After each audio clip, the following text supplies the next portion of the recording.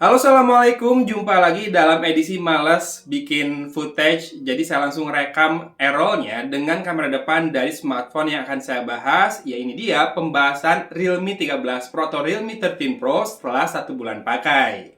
Smartphone ini punya bentuk yang sama persis dengan Oppo Reno 12 ya. Frame-nya sama persis, curve di layarnya juga sama persis. Tapi saya lebih suka ini kenapa? Karena finishing dari frame-nya ini matte. Kemudian frame kameranya juga lebih hidup ya, lebih besar, lebih kerasa mewah, luxurious dengan sentuhan ala jam tangan mewahnya dibanding Oppo Reno 12 yang justru kayak balik ke jadul lagi. Dan curve dari layarnya yang makin minimalis itu bikin saya ngerasa fresh ya desainnya. Jadi buat teman-teman yang kurang suka layar curve, cobain dulu deh. Karena curve-nya udah makin minim, udah rada lurus juga, rada mengotak. Walau ada satu yang saya tanyakan, kenapa dengan body yang cakep kayak gini, warna ungunya yang kece, kok dikasih case-nya, bawaannya soft case warna abu solid. Yang pertama ketutup tekstur atau pattern dari back covernya, yang kedua nggak nyambung ya, warna ungu di back covernya kok dikasih padanan abu di casingnya ini. Kalau mau cari casing pihak ketiga mungkin ada, tapi harus rada extra effort. Dan spec-wise, ini masih sama seperti generasi sebelumnya, yaitu menggunakan Snapdragon 7S Gen 2 yang menurut saya performanya masih lebih baik di atas Dimensity 7300 Energy yang dipakai di Oppo Reno 12 series. Buat main PUBG masih smooth banget, dapat smooth ekstrim ya settingan grafisnya, atau HDR Ultra juga bisa kalau mau mentokin grafis bukan frame rate, dan saya chicken dinner dengan mudah di smartphone ini juga. Dan battery life saya rasakan awet karena ini dibawa mudik juga, jadi nggak ketemu wifi sama sekali dan bisa bertahan selama berapa jam coba. 24 jam plus 14 jam dengan screen on time di 24 jam terakhir 3,5 jam.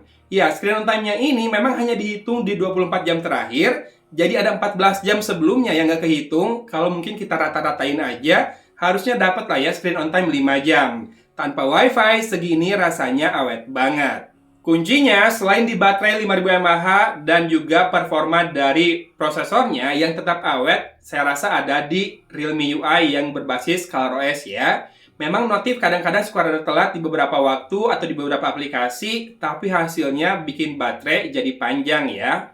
Dan terakhir, yang patut dijadikan catatan plus dari smartphone ini adalah penggunaan tipe storage-nya. Ya, sudah UFS 3.1 dengan skor tes Antutu di storage ini sampai 80 ribuan.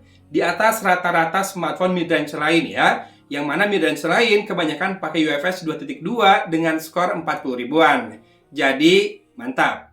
Oh ya, barusan udah dapat notif kemungkinan bakal overheat katanya kalau ngerekam terlalu panjang, apalagi saya ngerekamnya dengan mode bokeh seperti ini ya. Jadi mentok di Full HD 30 fps kalau mode bokeh. Tapi kalau ngerekam tanpa mode bokeh, dia sudah bisa 4K 30 fps nih kamera depannya. Sebuah peningkatan jadinya.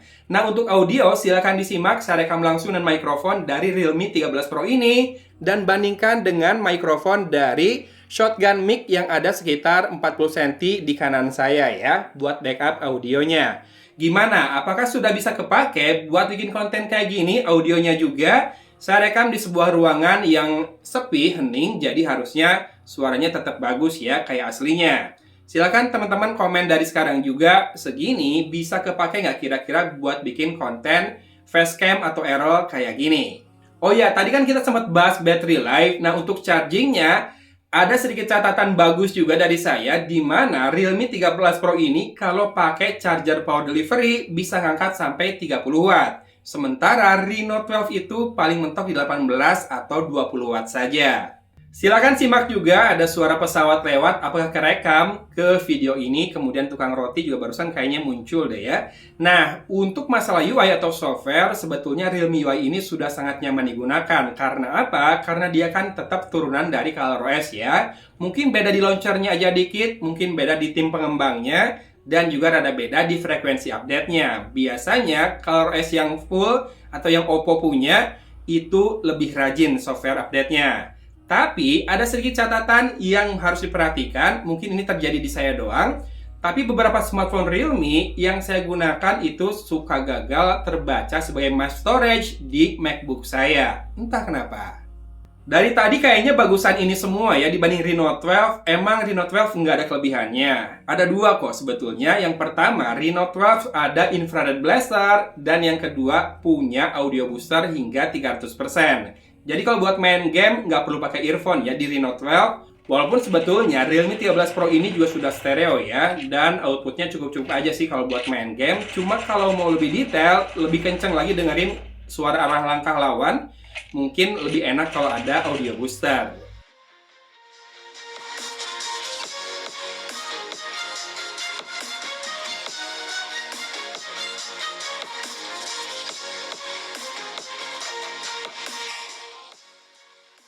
Kesimpulannya sudah sangat jelas, Realme 13 Pro ini buat kaum mendang-mending pasti lebih enak dipinang ya. Walaupun kemudian ada satu pertimbangan lain, yaitu harga Realme 12 atau 12 Pro Plus sudah lebih terjangkau dibandingkan smartphone ini. Padahal dia punya lensa tele yang periskop ya, yang mana hasilnya bagus, sudah saya coba juga. Dengan prosesor yang sama, walaupun mungkin RAM-nya lebih kecil di 8 GB dan sedikit kekurangan buat saya adalah di ukurannya yang bulky. Realme 13 Pro ini sudah jauh lebih slim, lebih enak digunakan, walaupun sekali lagi ya, jauh lebih cantik kalau nggak pakai casingnya.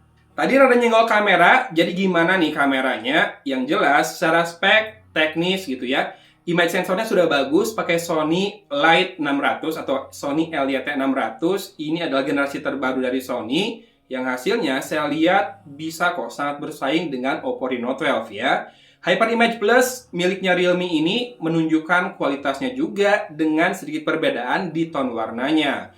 Realme lebih vivid, lebih vibrant dibandingkan Oppo yang biasanya lebih pale atau lebih pucat, tapi ketajaman, detail, dan juga saturasi, kemudian ngambil highlight dan shadow-nya udah jauh lebih baik. Dengan catatan di Realme 13 Pro ini bisa zoom 2 kali yang harusnya lossless zoom.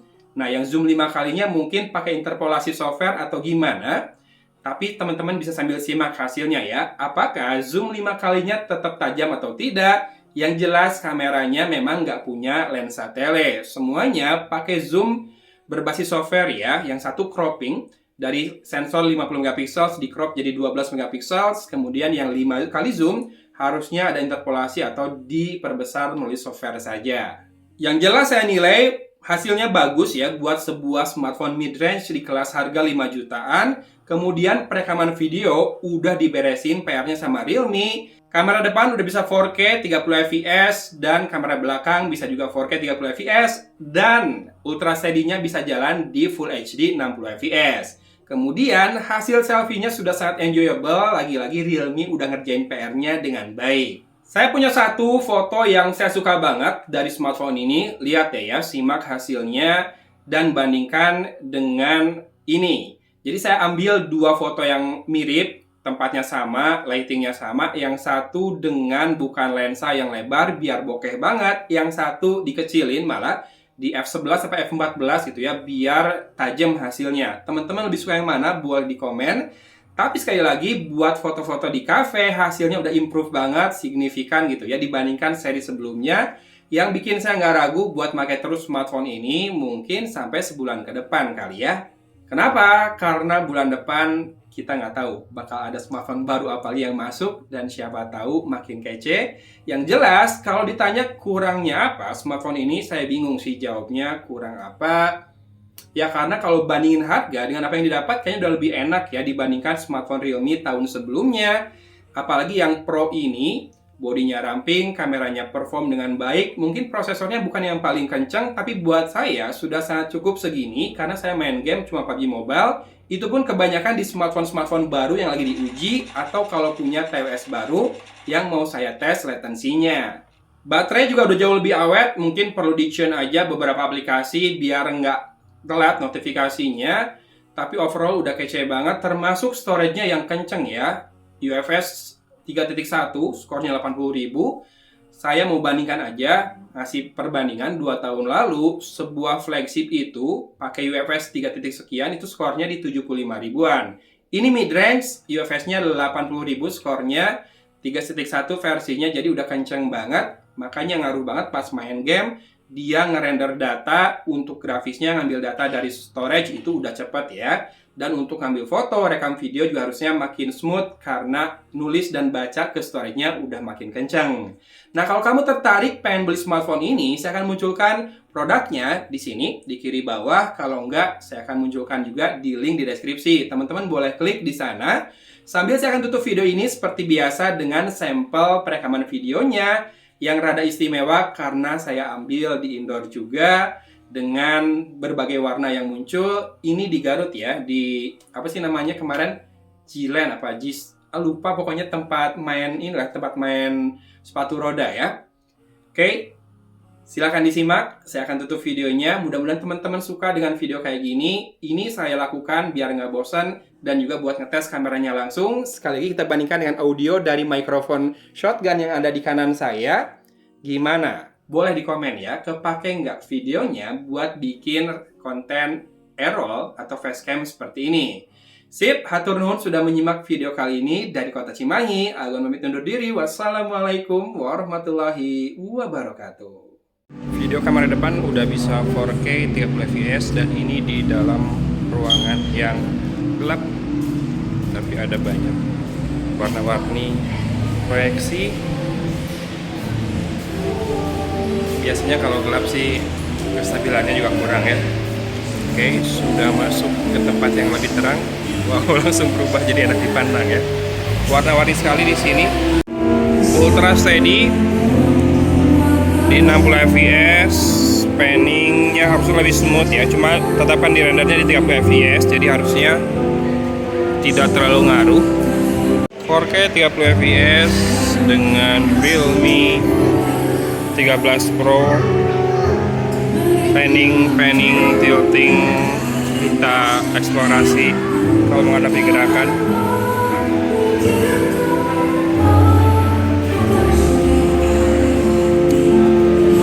Panning lagi.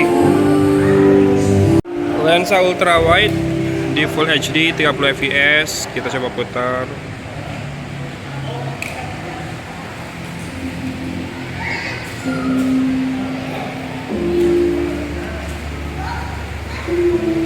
Kita ke sana yuk, jalan yuk.